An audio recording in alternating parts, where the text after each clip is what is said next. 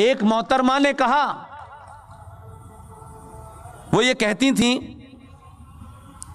कि वो बेचारी बड़ी परेशान थी, उनको अल्लाह से बात करनी चाहिए, वो भगवान से मांगने लगी। उन्होंने कहा अपने ट्वीट में, हमारे यहां हर सड़क छाप के ट्वीट पे लोग बड़ा संज्ञान लेते हैं, जिन लोगों के ट्वीट पे संज्ञान लेना चाहिए, अगर आप उस पे जवाब नहीं देते हैं तो उनकी हिम्मत खुल जाती है और वो ये समझते हैं कुछ भी करो। बहादुर हैं और इन छोटे भाई के पजामे और बड़े भाई के कुर्ता पहनने वालों से आप नहीं डरती।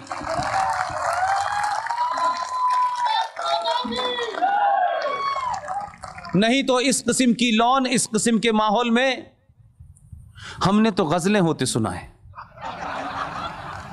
लेकिन गजलों के इस मौसम में आप हमसे ये जो आग सुनना चाहती हैं, इसके लिए बहुत बहुत मुबारक। और इस किस्म के प्रोग्राम करती रहें।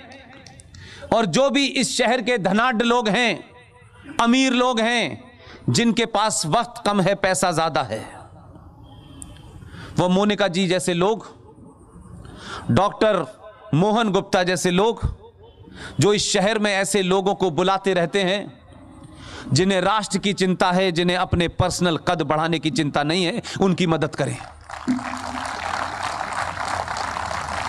इसलिए उन मोहतरमा ने कहा कि मैं ये दुआ करती हूं कि भारत में मां दुर्गा को भूखा न रहना पड़े।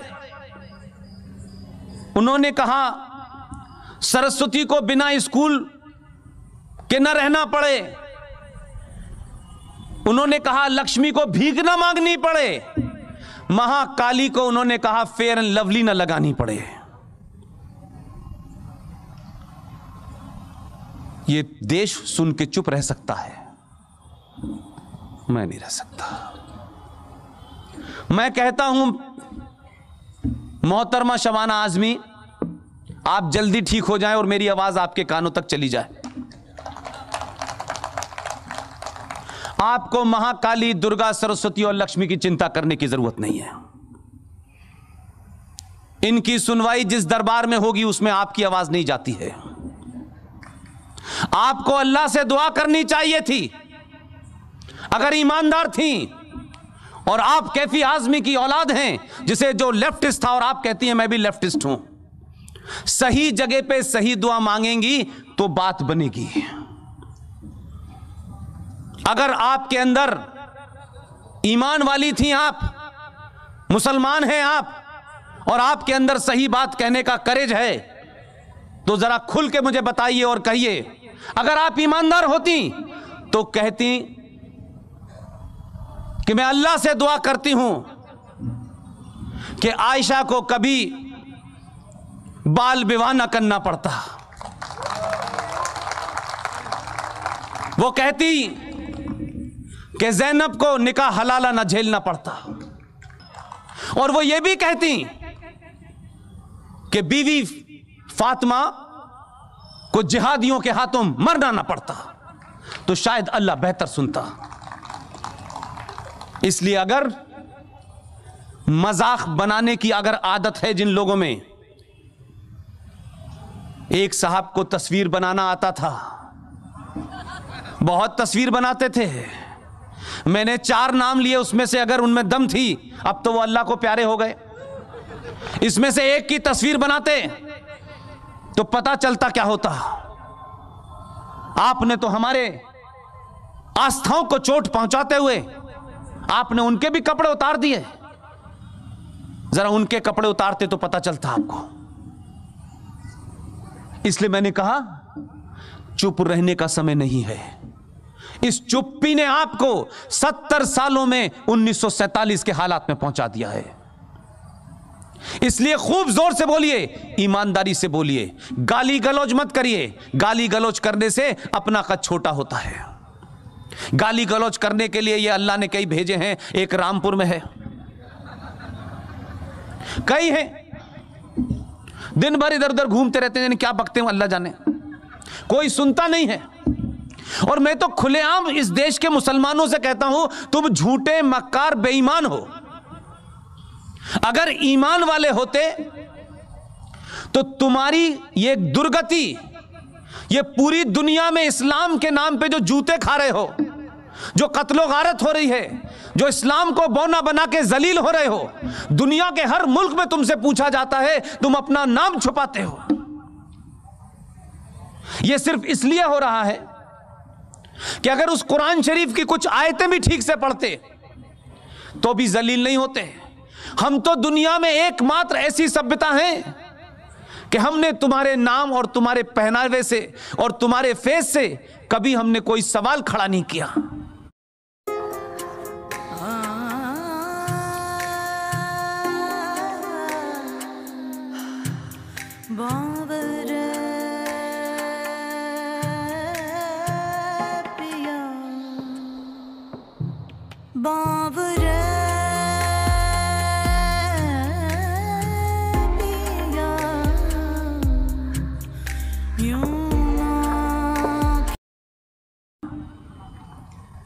हमने तुम्हें अपने यहां जगह दी, आप भी रहिए। हमने तो दुनिया के कई मुल्कों को जगह दी, कई फेथ को जगह दी। कभी कभी तक आज तक कोई ऐसा रिकॉर्ड नहीं मिलता है कि इन 70 सालों में हमने कभी हथियार उठा करके किसी फेथ को मारा हो।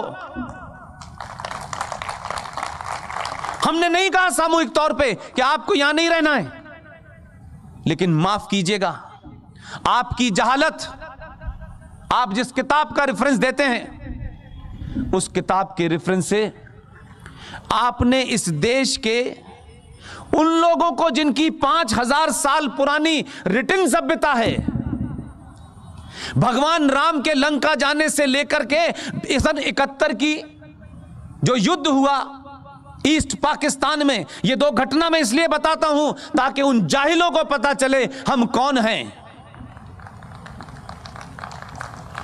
हमने तलवार के जोर पर दुनिया को नहीं कहा ये कबूल करो नहीं तो गर्दन काट देंगे, हमने कभी नहीं कहा। हमने कहा वहां जाने का रास्ता एक है, आप इधर से जाएं उधर से जाएं, लेकिन आप कहते हैं सब हमारे रास्ते से ही जाएंगे क्योंकि आपका ठेका है, क्योंकि सिर्फ वहां जाएगा, जन्नत में जो जाएगा वो आप ही जाएंगे, बाकी हम बाहर खड़े रहेंगे। आप कंफ्यूज हैं, आप एक बात कहते हैं, अपनी बात को दूसरे लाइनों में उसको कंट्राडिक्ट कर देते हैं। अरे हम तो ये मानते हैं कि ये एक कोई ब्रह्मांड है, ये जो कायनात है, ये जो यूनिवर्स है, ये कोई पावर है जिसका शायद हमें इसलिए ज्ञान नहीं है कि हमने सनातन छोड़ दिया। अगर सनातन पड़ा होता तो हजारों साल पहले बता दिया गया है कौन सा स्टार कहां है, किस कारण से है, किस चीज का क्या महत्व है। और यही कारण है कि जिन लोगों ने इतिहास लिखा है वो ये नहीं बताते कि ये जो प्रयागराज है, जो बड़ी मुश्किल से इलाहाबाद से आजाद हुआ है, वहां पर जो कुंभ लगता है, अगर कुछ लोगों का बस चलता तो वो कहते कि कुंभ भी 1947 से शुरू हुआ है। तो हमको ये बताया नहीं गया और हमारे लोगों ने जो शुद्ध साइंस है, कोई पूजा पद्धति नहीं है सनातन में, सनातन सिर्फ ज्ञान और विज्ञान और साइंस है और उस पर कुछ है ही नहीं। वो आज बता रहे हैं 2019 में 20 में कि ये जो आपका जो स्नान होता है इसका एक महत्व इसलिए होता है कि जो प्लैनेट्स की पोजीशन होती है वो 12 साल में एक प्लैनेट आता है और उस वक्त उसकी अल्ट्रावायलेट रेस की वजह से पानी के अंदर अशुद्धियां समाप्त हो जाती हैं और नहाने से आपको आसान हो जाता है और आपके अंदर कोई बीमारी पैदा नहीं होती। लेकिन यही बात हम कहते थे तो लोग कहते थे ये मूर्ख लोग हैं, ये मूर्ख लोग हैं भाई। और आपको मूर्ख कौन कह रहा था? ये वो लोग कह रहे थे जिनका अल्लाह पे यकीन है।